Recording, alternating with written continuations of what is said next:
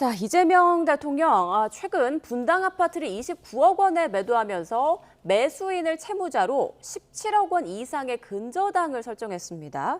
청와대 측에선 매수자의 사정에 의한 거다라고 얘기하고 있는데 사실상 매수자에게 거액의 돈을 빌려준 거 아니냐, 외상거래한 거 아니냐 이런 얘기가 나오고 있어요. 뭐 그렇게 해석하고 비판하실 수도 있겠죠. 그러니까 뭐 설명을 드리면 이 매수하는 분이 이 잔금을 10월쯤에 줄 수 있다. 그러니까 본인이 갖고 있는 집에 뭐 매도나 매수가 또 있겠죠. 예. 그렇기 때문에 근데 지금 이 근저당 설정을 빨리 해야 되는, 그러니까 근저당 설정을 통해서라도 빨리 등기를 넘겨야 되는 이유가 있습니다. 왜냐하면 그 아파트 이재명 대통령이 갖고 있는 아파트가 모두가 알고 있다시피 지금 재건축이 진행되고 있잖아요. 예. 근데 사업 시행자 지정 단계가 곧입니다. 곧 사업 시행자가 지정이 돼버리면 그 아파트 매매를 하게 되면 매수자가 조합원 지위를 이어받을 수 없게 됩니다. 그렇기 때문에 사실상 그 아파트를 재건축 아파트를 살 이유가 없게 되는 거잖아요. 그렇기 때문에 빠르게 그 권리를 넘겨주고 대신에 돈은 10월 말에 받기로 한 겁니다. 그렇기 때문에 이런 부분에 있어서 뭔가 대통령이 어떤 특혜를 본 게 아니잖아요. 어떻게 보면 대통령은 약간 위험 부담을 안고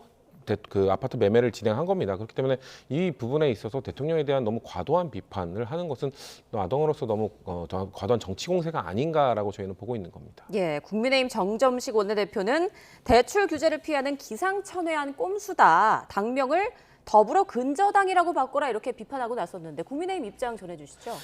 이재명 정부의 잘못된 부동산 정책으로 이런 편법 없이는 부동산을 사고 팔기가 어려워진 그런 부동산 시장 상황을 대통령 스스로 전 국민에게 보여주는 계기가 됐다. 저희는 이렇게 평가합니다. 이런 편법 거래는요. 2019년 문재인 정부 당시 대출을 막았을 때 그 당시에 좀 횡행했던 이런 편법입니다. 그런데 그 상황이 2026년 이재명 정부에서 또다시 재현이 되고 있는 거예요. 많은 국민들은 이렇게 말씀하시죠. 아니 나의 대출은 2억 원으로 묶어놨는데 대통령은 어떻게 이렇게 사금융 역할을 하면서 부동산을 거래할 수 있는 것인가. 이 자체가 부동산 시장이 지금 왜곡된 것이다. 이렇게 말씀을 하고 계세요.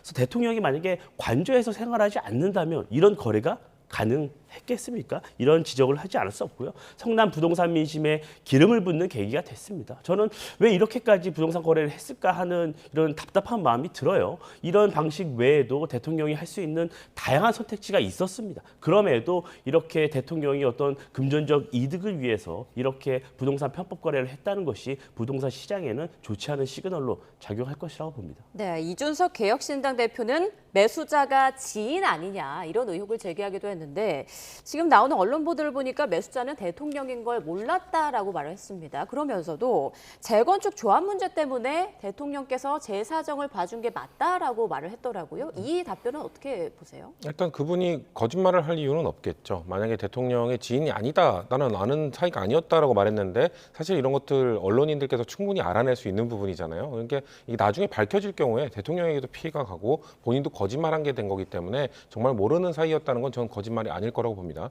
저는 이준석 대표가 이런 부분을 비판하고 좀 알아야 된다고 하는 건 저는 야당이 그런 역할을 할 수 있다고 생각해요. 예. 왜냐하면 아까 제가 말씀드린 것처럼 이번 그 거래로 인해서 대통령은 이익을 본 게 없습니다. 대통령은 오히려 손해를 본 거라고 볼 수도 있어요. 왜냐하면 평균 가격보다 약간 낮춰서 팔았고 그리고 뭔가 이 사실 그 사업 시행자 지정 단계를 넘어가게 되면 아파트 가격은 더 오를 수도 있는 것이거든요. 근데 아까 말씀하신 것처럼 대통령이 관저에 살고 계시기 때문에 실거주하지 않는 그런 거에 대한 원칙을 좀 지키기 위해서 그것까지 판 거잖아요. 자, 그러면은 매수인은 약간 이익을 본 겁니다. 매수인은 사실 현금 사정 때문에 10월 말 정도에나 살 수 있는 건데 지금 3개월 빨리 살 수 있게 됐잖아요. 자, 그렇기 때문에 만약에 매수인이 어떻게 보면 혜택을 얻었는데 그게 아는 사람이었다. 그러면 이건 비난받을 수 있죠. 비판받을 수 있습니다. 근데 정말 모르는 관계였다는 거를 그분이 인터뷰를 통해서 지금 밝혔기 때문에 모르겠습니다. 나중에 알고 보니까 뭐 언론인들이 파고 들어가서 이 정도면 아는 사이였던 거 아니야라고 밝힐 수도 있겠습니다만 전 그런 게 아니라고 보기 때문에 그런 부분에서 이준석 대표는 저는 야당이 할 수 있는 지적을 했고 그거에 대한 진실은 이제 밝혀졌다라고 저희는 보고 있는 겁니다. 네.